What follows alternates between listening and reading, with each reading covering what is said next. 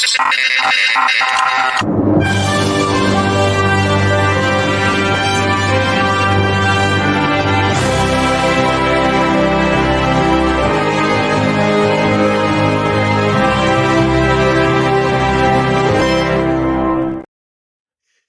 and welcome to another episode of Movies That Make Us. I'm Jake. I'm Tracy. And I'm Val. Bullseye! Bullseye's in the house! I have two bullseyes because you know me, I love side characters. Well, one of your bullseyes looks a little bit like Slinky Dog. Well, that's Slinky Dog, and this is Bullseye. Sorry. Oh. But I do have another one of his, but Yep. I love all the good side characters. Yes. I've got And a Weezy around here somewhere. And there's a ton of them in the movie we're talking about today. I'm excited to talk about... Oh, there's Jessie. Jessie! Aww. I am exactly this kid's room. Not all my toys have all their parts right now. But I have so many Mr. Potato Heads. There used to be in over in California Adventure, when it was first California Adventure, you could go in and there was a Mr. Potato Head shop, and you'd get a box, and you, as long as you could close the lid on the box, you got all of it for $20. We would go in every time. So I have little baby potato heads. Sometimes we would just go in and get all the pieces. So I have this whole outfit that is Buzz Lightyear for him. I have stormtroopers for him. He doesn't have a nose right now. It's in the pile. I promise he has a nose. But Got Buzz? And there's Buzz. When you said you had to get ready, now I understand why. Yes, thank you. These are all mine. These are all mine. I also have Bo Peep. Nice. And I have a picture of her when I was moving out of a house a couple of years ago. We were having a yard sale, and she ended up outside, and I had to take her back in. And I'm like, oh my gosh, I'm living the life of Toy Story. And I have, and Wheezy was out there. Wheezy. I'm really glad that the Disney parks have updated the Bo Peep, because when she first got introduced, it's like when we were talking in our previous episode about how scary the original Mickey Mouse was. The original Bo Peep in the parks was really rough. Yeah. Well, I think they've made horror characters in movies that are basically a woman with a doll face mask, and that's what Bo Peep was. Stuff of nightmares. Of nightmares. Not good. In the parks, she's better now. And yes, she is better now. They have improved her. And the character in the movies also not terrifying. Yeah. I mean, Zurg. That has one of there's so many good lines in this one. But the no Buzz, I am your father. No.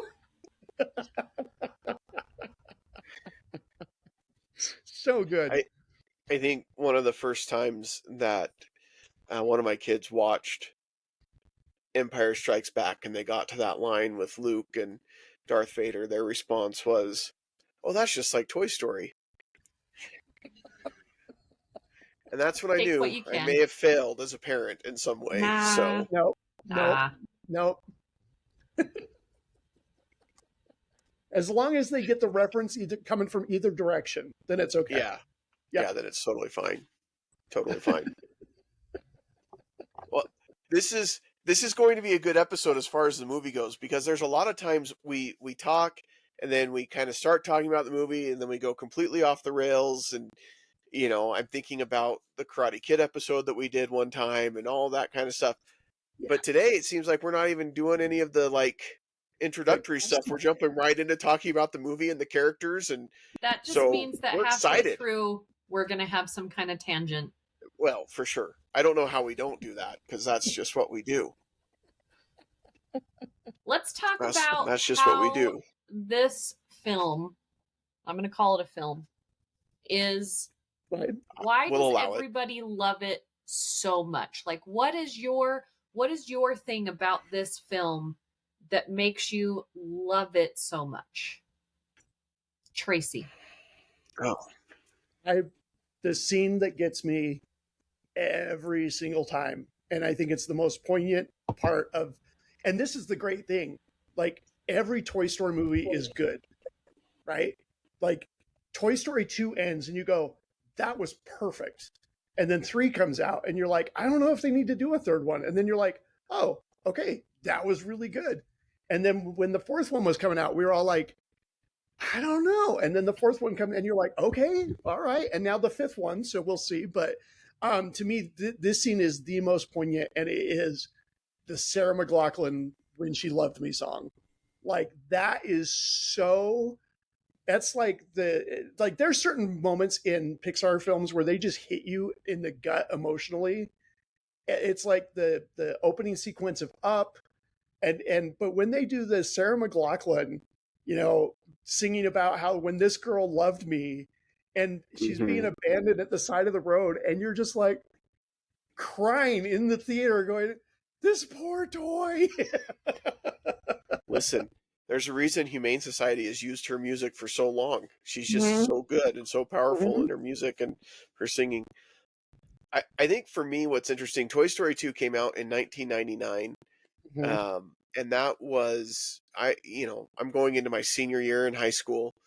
And I think that's a point in your life where you're trying to decide kind of what's next, right? You're leaving that high school life, that childhood behind, and now everybody's telling you got to go out in the world and be an adult. And I think this is something that has changed quite a bit since 20 years ago when I graduated from high school, 24 years ago, where there was kind of that expectation that you left high school and you were going to be an adult and give up all of the games and toys and all of that kind of stuff. And that's changed quite a bit. But I think for me, when Woody's going through that experience of trying to figure out, is he going to stay with Jesse and Prospector and Bullseye, or is he going to go back because Andy's outgrowing him? And so, eventually he's going to be tossed aside. And so what do you do? And I think trying to make those decisions, it resonated with me a lot at that point in my life. But now, as an actual adult who hasn't given up his childish things completely, like, I don't know what you're talking about. Yeah, I think now looking back on it and watching it again, and I've seen it many times, but there's just that power of family and belonging and wanting to create that with my family. And like, that's what the toys in Andy's room really are, is a family. We see that again in Toy Story 3 and Toy Story 4, and the fact that there's room for more, I don't know. I think it's a movie where toys come to life, and it shouldn't be as impactful and as powerful as it is. Right. It's a movie where toys come to life, and it's not a horror film like when I grew up. Yeah. I feel like that was always one of those movies that was on, and I'd wake up because I left the TV on, and then I couldn't go back to sleep for 5 days. Yeah. But yeah, for me, there's so many like moments that you just remember, and so many like with each different character. And I have to say, like, the one that really gets me is when Stinky Pete farts in his own box. I think that I miss those outtakes. I miss those outtakes so much. I'm just kidding. It's super funny, but not what gets me there. No, for me, I love it when you get the toy doctor. Yeah, for me, because he's From also Gerald's another game. character in a short. Right, Gerald's game. Yeah. Yes, and I no. love that. No, Oh, I don't remember what it's called, but so he is such a great character, and the fact that they brought him in to be this toy doctor, and the way that he fixes him and he paints over the shoe and he sews everything up and he does it, that's just such a cool scene to me, and so intricate, and something that we don't think about as people, right? Is that there are toy fixers out there. Jerry's game. Gerald's game is a very different story. So yeah, Jerry's game. Don't Google that. No. I'm sure it's fine. But I do love like that little. He takes that little brush and he paints over the Andy, and you're just like, no, don't do that. And then later it makes it so much better because, yeah. I really love that part. I just love it, and the Cheeto part. Yes. We all know how dangerous Cheetos are. Okay? Yeah. The Cheeto part, and as he's up on him and he does that little burp right into his face, and like, I mean, Toy Story was an amazing movie in what the animation did, but this one I really feel like Pixar really starts coming into its own, because like the facial expression that Woody's doing as he's fanning that, I mean, it's just great. It's amazing. Well, okay, can I go off on a little bit of a deep dive here? Do you ever ask, or do you just do it? Yeah, why are we asking now? Excuse me, can I use the restroom? Just go. Push my glasses up. The fact that this movie even got made is incredible, because it was originally going to be a direct-to-video sequel. And Pixar was doing such beautiful animation work that when the head of the studio, because this is now they've joined forces with Disney, because when Toy Story came out, they were still just like under the umbrella, but now they're becoming more entwined, right? So he was like, no, this is so beautiful. We should put this in the theater. But then John Lasseter and Ed Catmull and the team looked at it and they're like, this story is all over the place. And it's just like the animation's cool, but the story is not very good. And so they went back and they're like, we have to change the story. It's like Ratatouille, where they were like, we can't show what we have. And so they went to the studio, and the studio, Disney, was like, no, we have a release date. You're not moving it. And they went to Steve Jobs, and Steve Jobs was like, we have contracts with the toy manufacturers and with all these other businesses. You can't change the release date. So John Lasseter, Ed Catmull, and the Brain Trust team got together and rewrote the story over the weekend and came back in and said to the team, this movie's coming out in 9 months and we're starting over. And so the plan is that they were going to reuse some of the footage and they were just going to repurpose it. But somebody on the Pixar team accidentally deleted the main files. I don't think that is an act. I don't think you can do that accidentally. I know there's a special command that he had to type in, but anyway. And it wasn't anywhere else. You don't back that kind of stuff up. Oh, here's the thing. So the guy, like guys are working, guys and women, of course, are working on this movie, and all of a sudden their character models stop working because the main files are being deleted off the hard drive. It turns out these files that they thought were backed up all the time had not been backed up for over a month. One of the animators went on maternity leave, and she happened to take a hard drive with her, and it had all of the files except for what they had worked on the past couple of weeks while she was gone, and that's how they were able to do a restore. And Mom's always saved the day. Together. Right. Yeah. I'm just saying, so Steve Jobs is your boss.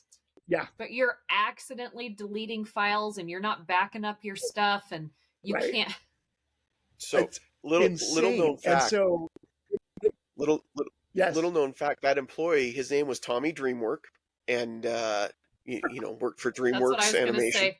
Little Tommy Dreamwork. Sally Illumination. Little Tommy Dreamwork. It's family business trying to get off the ground. Sabotage. Listen, all y'all. Tommy Dreamwork and his buddy Bobby 20th Century Fox. I mean, you know who DreamWorks is, right? I mean, that's Spielberg. So that's Spielberg and Catmull. It's oh shoot. Anyway, I can see his face. I can't think of his name. He's not important. But they worked like they never told the Pixar employees like you have to work a lot of hours. But everybody kind of knew we're working a lot of animator. Hours. And so they were trying to get people to like go home over the weekends and stuff like that. But they said something like 70% of the team came down with some kind of carpal tunnel issue. But they made the deadline. And then, of course, it's a brilliant film. So how they pull, like, that's one of those where, like, the plane is going down. Yeah, like the plane is like blowing up and somehow you're putting it back together in midair while it's crashing. It's incredible. Sometimes that's the best work, right? When you wait for your book report until the night before, and you got an F on that book report, but like some of the things that work out the best is when you don't sit and think about it so much. You just have to get it done, and so you don't get in your own way. And you're there just getting the job done. So it's incredible that a lot of the movies that we like are such chaos behind the scenes, right? We don't know how crazy it is, especially when you get into animation.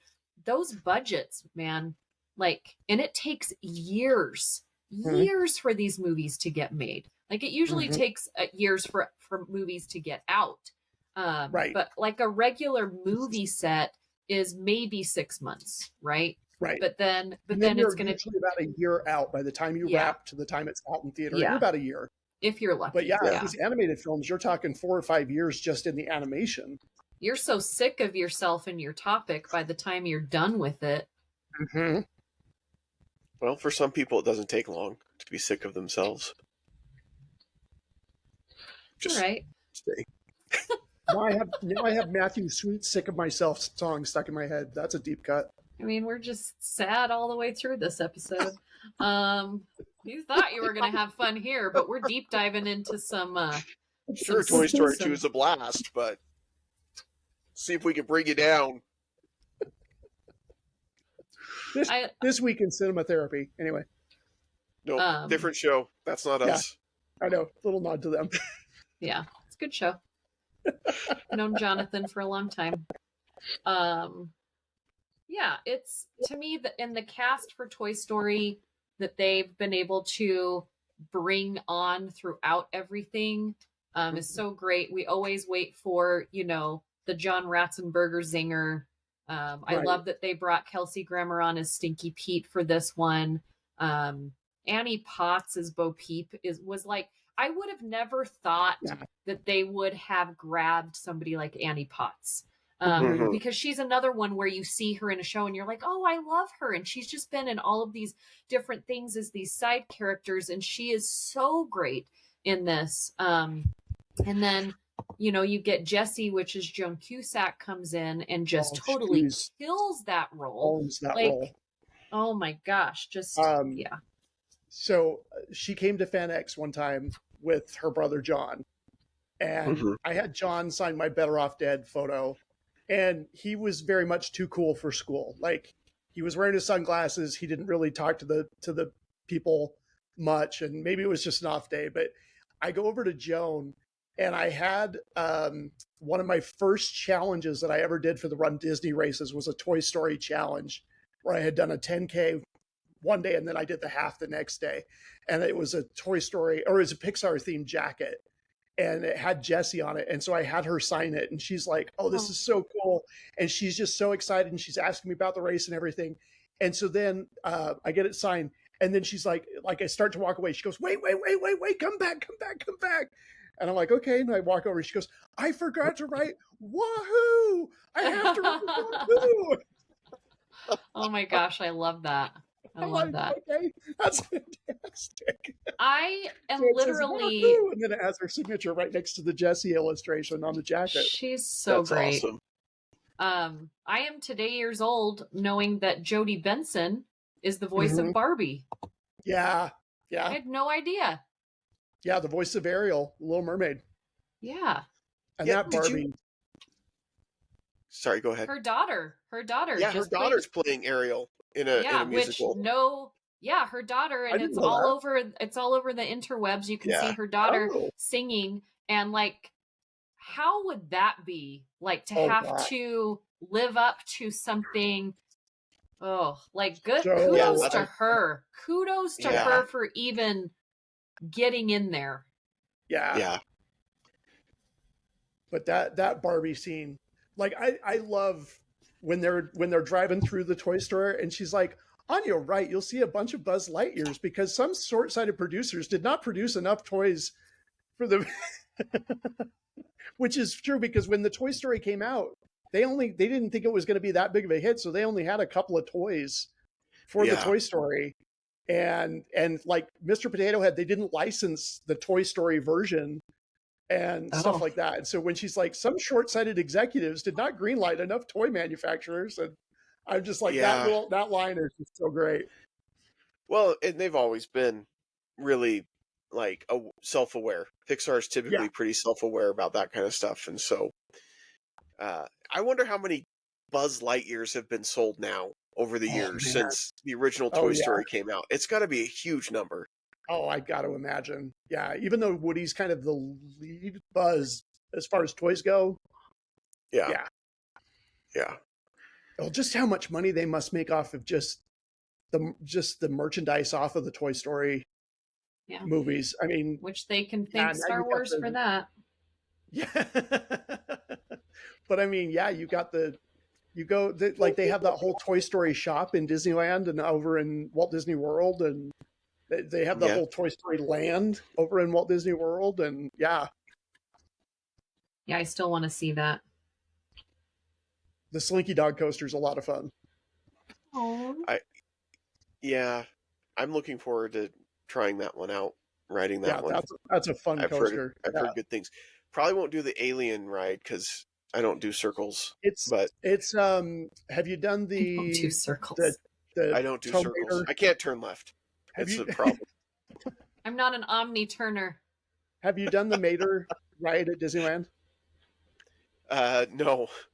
Oh, it's the Mater. So it just kind of spins you, but it kind of whips you. It's spin and whip. Yeah. Yeah, well. The only kind of whip I want at Disneyland is a Dole Whip. Ooh, yes. Spin and whip. That's going to be the next. That's your next album, trend. Jake. Spin and whip. The Spin and Whip. Dropping that hot new album. Yeah. It's your new dance move on the TikTok. On the interwebs. Spin and whip. Yeah. I really upset a couple of my Gen Z coworkers because I just asked if I'm Brat, and they were like, "Don't ever say that again." I think if you have to ask, your answer is no. But they were impressed that at least I knew what it was, so that was nice. Yeah, my wife works with some craft companies, and one of them that's prominent, and I don't want to say the name because I don't. Right.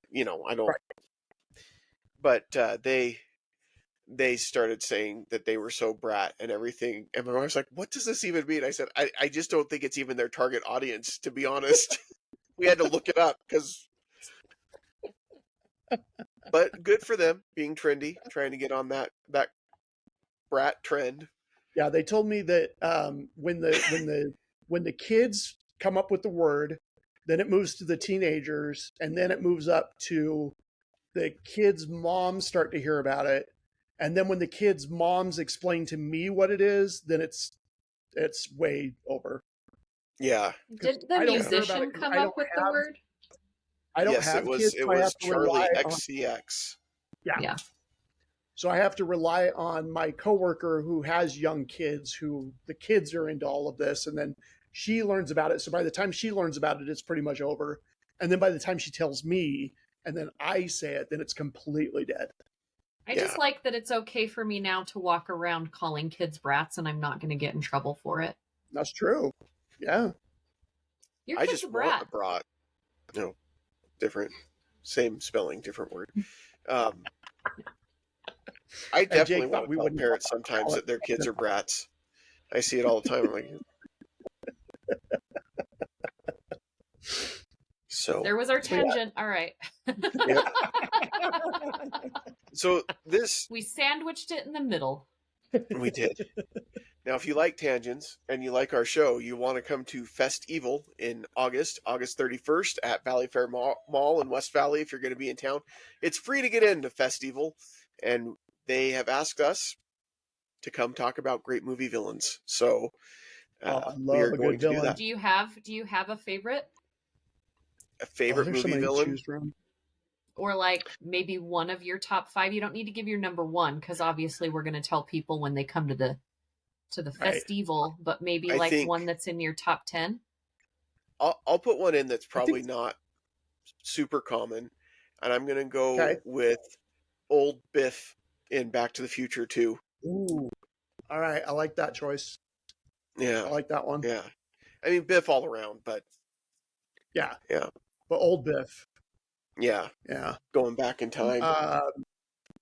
But Zurg's got to be at least an honorable mention, right? Sure. Galactic I Emperor think Zurg is just lost. He just needs his inner child. When they're playing Just needs a catch at hug. the end, when they're playing catch, he's like, "Go long, son." Yeah. I feel like he's not really a villain. He needs to find himself, Don't most villains need that though? No. Some of just them, need- some of them are just jerks. Yeah. that's Yeah. Like that freaking shark in Jaws. He just. Yeah. Just kidding.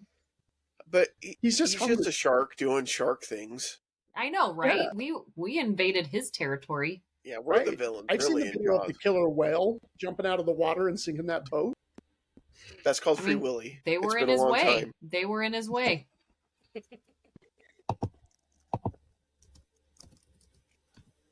I have not thought about that movie in so long. Free Willy, like that. Free Willy quote. Oh, that poster? Jumping up out of the the whale water. jumping over the wall. Yeah. And the kid standing Was underneath it him. from I'm the like, window don't stand underneath the to whale. the wall?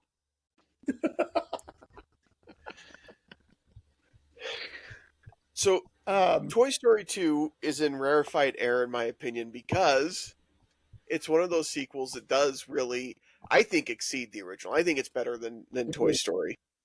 I agree. And that just doesn't typically happen. I mean, there are sequels that are as good as the original, but rarely are they better than the first one. Yeah. May I be so bold as to say I think it's better than 3? Yeah. You may be so bold. That's fine. Because a lot of people say that 3, and like the scene going into the furnace where they're all holding hands, like, great scene. But overall, I think Toy Story 2 is a better film for me overall. I mean, Toy Story 3 is great. Don't get me wrong. I mean, it's not like Apollo 13, but yeah, it's not. A little as far throwback. as Tom Hanks movies go, That's a deep cut right there. If you don't know what we're talking about, That's you got to go back and watch last week's episode. But no, there's just something about this movie and the friendships and the way that they took this universe and expanded it with all these other toys, and we got to see all these new locations.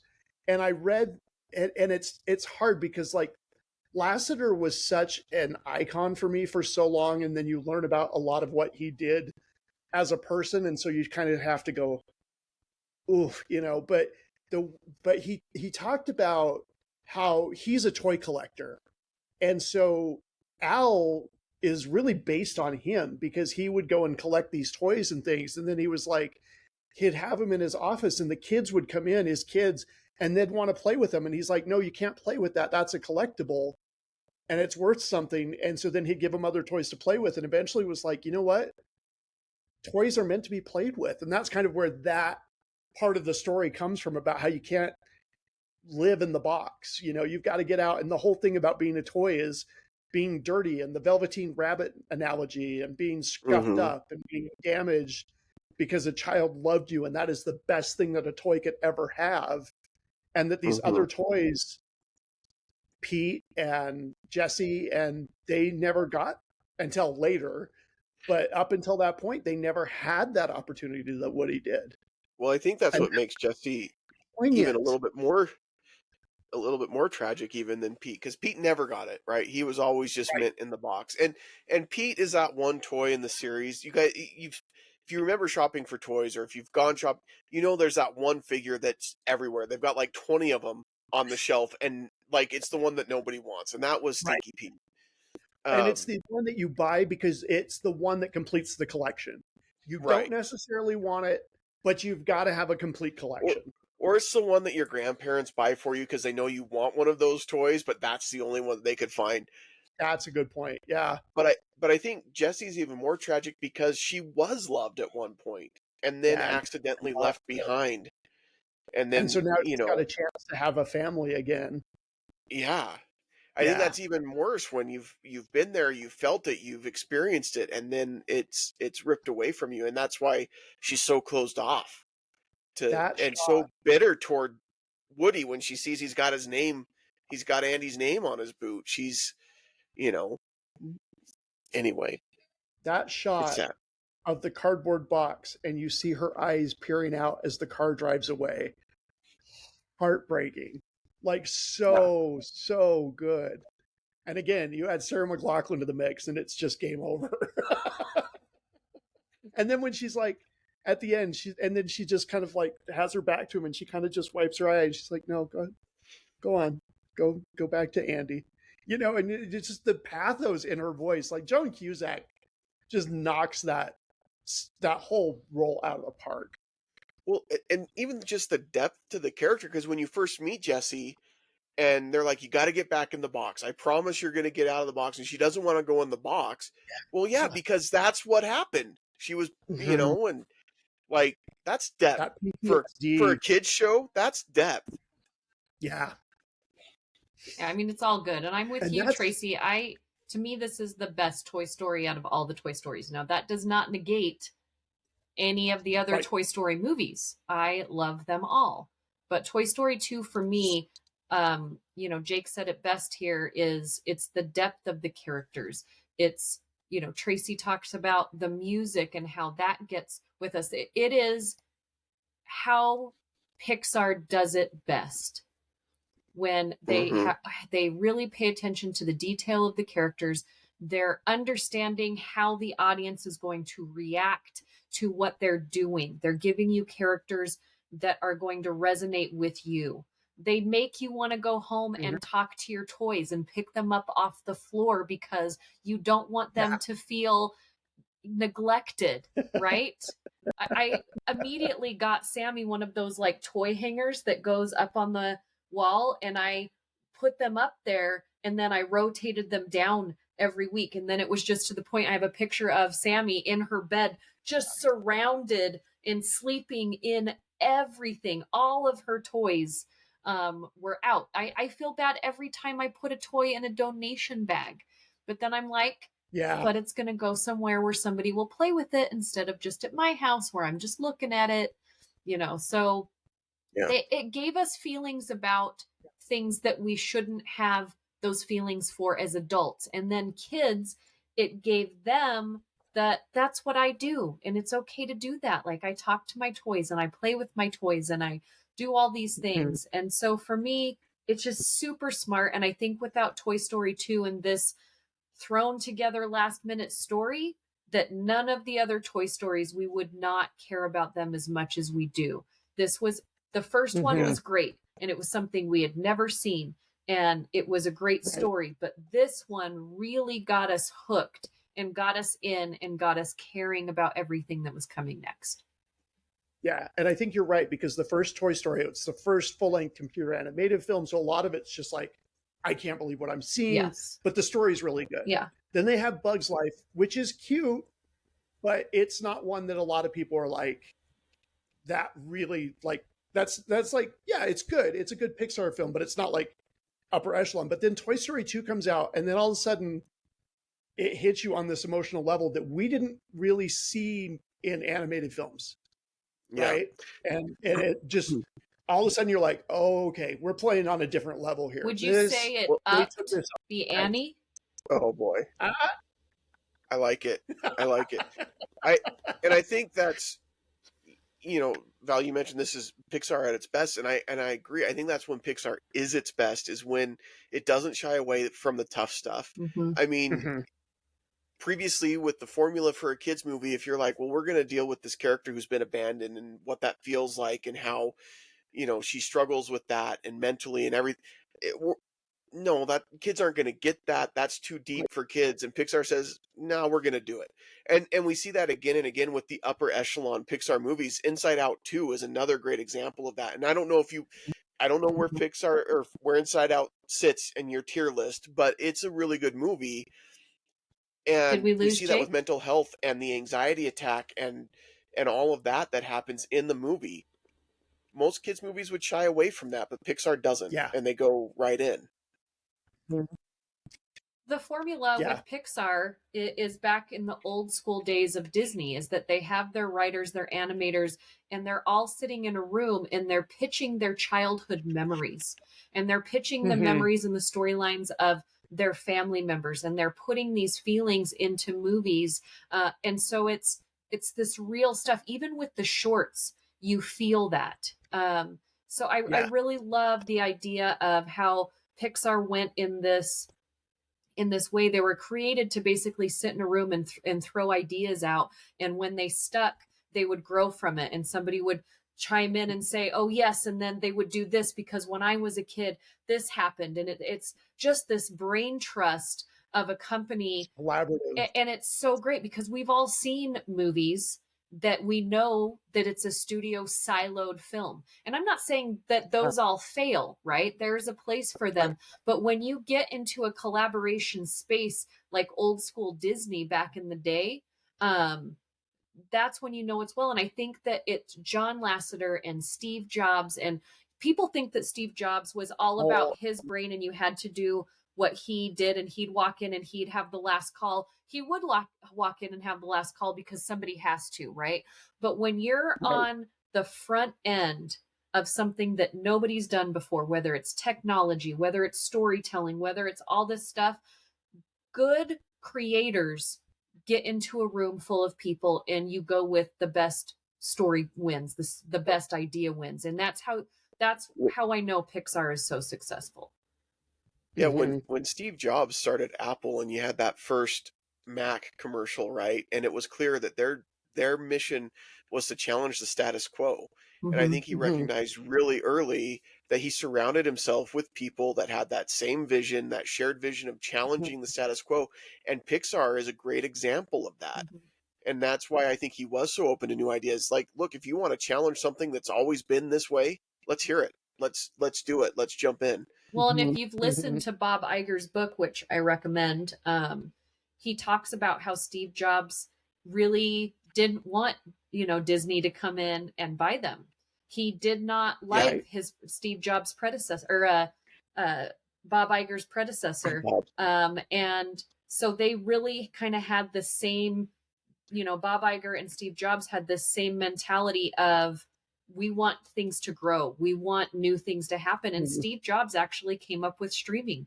He's like, one day I want to see where you can watch movies on your phone. You can watch content. So he came up with that years before anybody was doing it. Years. They had the mind on him.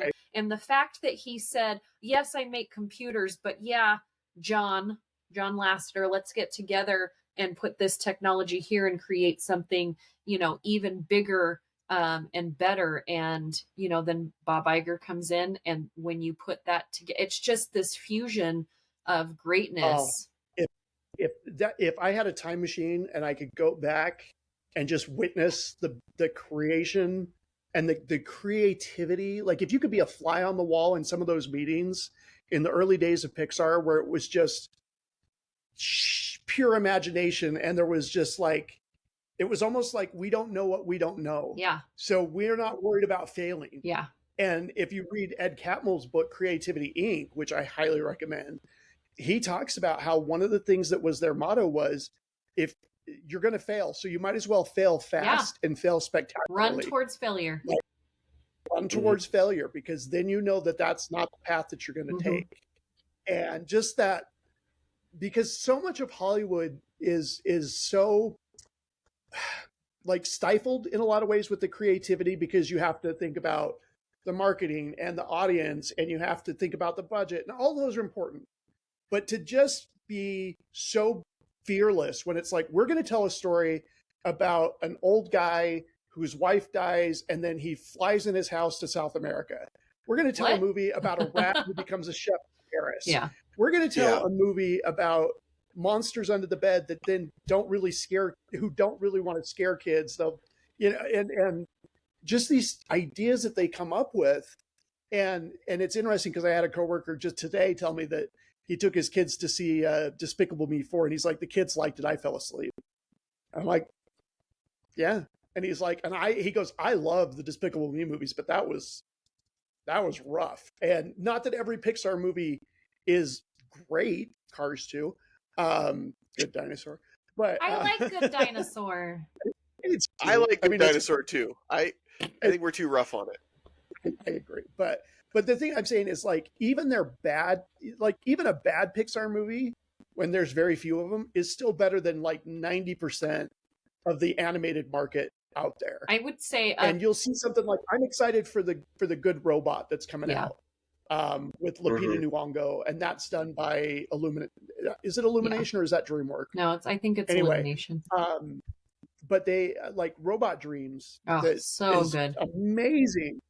And it's like, I just love that kind of fearlessness of, we're just going to tell this story and we're just going to knock your socks off. Yeah, I would definitely tell people to venture out and watch a lot of short animation now that it's streaming, and foreign animation. Because most of the things that we talk about on here are mainstream animation, right? And Disney is not on the forefront of winning mainstream animation anymore. Like, things are good, but when you get into foreign animation and independent animation and animated shorts from all over the world, there is some stuff out there that is so cool. There's stuff coming out of South Korea. Yeah, but it's just not mainstream, so you don't see it. And I would say look for it. And there's a lot of it streaming on Netflix and Amazon and Hulu. Just get out there and search for it, because there are things out there, because Pixar at one point was not mainstream, right? It was a big gamble. Right. So go find the other things that are a big gamble. You'll enjoy them. Like the Star Wars animated series. There's some really interesting stuff in there. I don't remember what the series is called. Visions or something. Jake, do you remember? Did we lose Jake? Jake's in slow motion tonight. He's a little freeze framey. He's having a little internet issues. But there's a Terminator series coming out that is all animated, and it's all set in Japan. Nice. Which looks really interesting. There's a lot of South Korean animation. South Korean filmmakers in general have just been killing it lately. They've got some really interesting stuff. So North Korea, not so much, but those South Koreans. Those South Koreans. Sorry, I didn't mean to get political. Don't try and look for any North Korean animation. Yeah. How you doing, Jake? The struggle is real. Deep sigh. Well, should we grade it? We definitely should grade it. Okay. I'll start. It's an A. I think it's just Pixar at its best. I don't know that it's the best Pixar film, but I think this is when they're firing on all cylinders. I think it's such a step up from Toy Story, and this really, I think, demonstrates what Pixar could do with storytelling and animation, and really sets up everything that comes after it. So it's an A for me. It's an A for me as well. This is my favorite Toy Story film. I think if this wouldn't have done well, we wouldn't have gotten the rest of the Pixar movies that we really loved, because it showed that they could go deeper. They could show feelings. They didn't have to stay with the same formula of every other child animation. Now they call them, family animated movies, but there are a lot of movies that as an adult I go see by myself, I watch by myself, because they're so relatable. So solid A for me, probably almost an A+.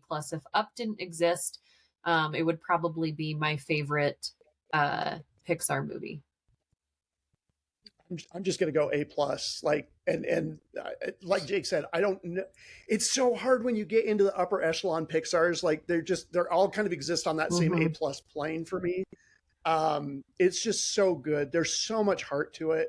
The animation, and it's interesting now because you go back, like the step up from Toy Story 1 to Toy Story 2, light years in terms of sorry, I did not mean that one.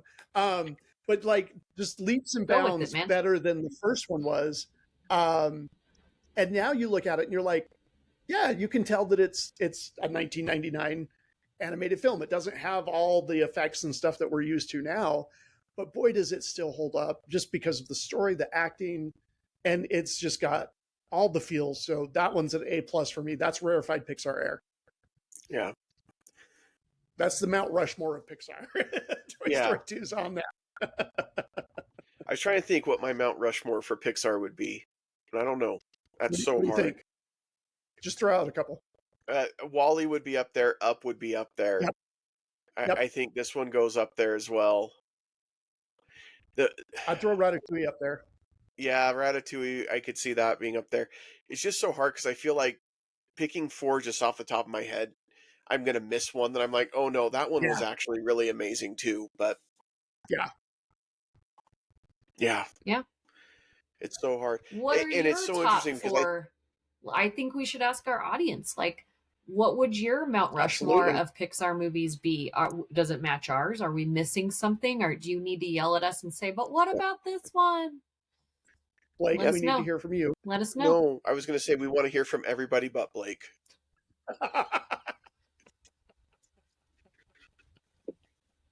And we have to say, this is not Blake Castleman. We have several Blakes that we are friends with. Well, I don't. Yeah. It's not Blake Castleman. I don't think you'd put Cars 2 up there, but we'll have to ask. Maybe. Yeah, friend of the show. Maybe. I would be surprised, but maybe. We do want to just remind you that we do have our link that will be added to this episode, and wherever we post the episode, it'll be added, that you can go and donate to the American Cancer Society. This helps support the fundraiser that we're doing, but most importantly, it helps support cancer patients and helps them get the support that they need as they fight cancer. So it's just a little thing you can do to help, and we appreciate any contribution at all. So go ahead, Tracy. I was just going to say, we're doing we're doing the 5K and the half marathon, Valerie and I, in January out at Disneyland. So, I've got a couple of friends, one of which who's in the middle of fighting brain cancer right now. So, you see what they go through, and having the support of being able to have a place where you can stay. You don't have to worry about traveling. I've got another friend who lives in Vernal who comes out to Salt Lake for her treatments, stays at the Hope Lodge. They take great care of her. Doesn't cost them a thing. They'll do transportation to and from your doctor's appointments. They have research that they're doing. There's some really exciting breakthroughs possibly on the horizon with the research that they do and just the education that they give. It's such a great thing. And every dollar you donate, we don't see any of it. It goes directly to American Cancer Society. We pay for the shoes. We pay for the plane tickets. We pay for the hotel. We're paying for the time in the parks. We don't make a dime off of this. This is just all going to American Cancer Society. It's an A+ rated charity. So, even $5 makes a huge difference. I misspoke last week. I think I said something about this will enable Tracy and Val to go, or this is so that they can go run I phrased that backwards. We run these races, we do these things so that we have an opportunity to raise money for a good cause, and that's really what I promise. I wasn't going to go run a 10K, except that I felt like it was a really good cause, and I had the support of good friends and family to make that happen. But that's why we do it. And when we ran that 10K and we got up to the castle in Disneyland, and the lady next to us burst into tears, and we were like, are you okay? Like, we didn't know what was happening. And she talked about how this was as far as she got the last time that she ran this before she got swept. And she told herself that she had to get back to here at least. And I think she said she was currently undergoing treatment, didn't she? Yeah. So and we went with her for a little ways after the castle. It was a moment. Yeah. But like, she was going to finish up that race and go do a chemo treatment. Like, unbelievable. Yeah. So the money really does help And so anything you can spare, we just appreciate it so much. Other than that, we appreciate your support. We appreciate you checking out our show. Please share us with those that you might think are interested in what we do, and follow us, subscribe to our YouTube channel, all of those things that help us to keep doing this. And again, Roosevelt's, we love your shirts. Tracy and I, we look good in them. So, like, you know, I think I would look pretty good in one. The Roosevelt strain. Oh, Valley would look fantastic in one. You would look 100%. Fine. And that's the great thing. And they don't just do Disney shirts; they do all the geekdom shirts.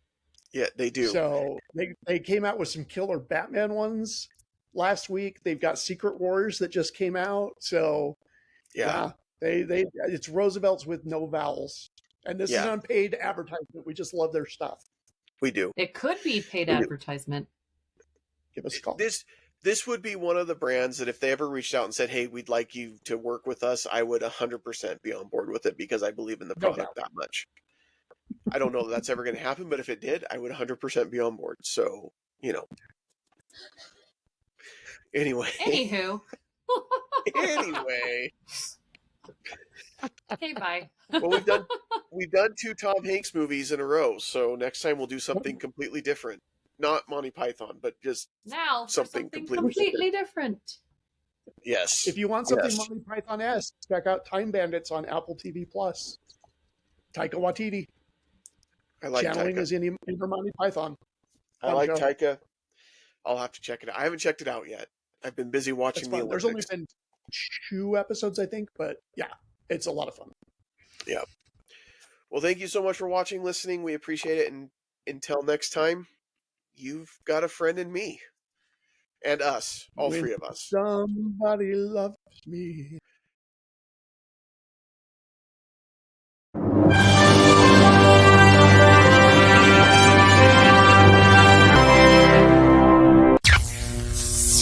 This has been an Age of Geek media production.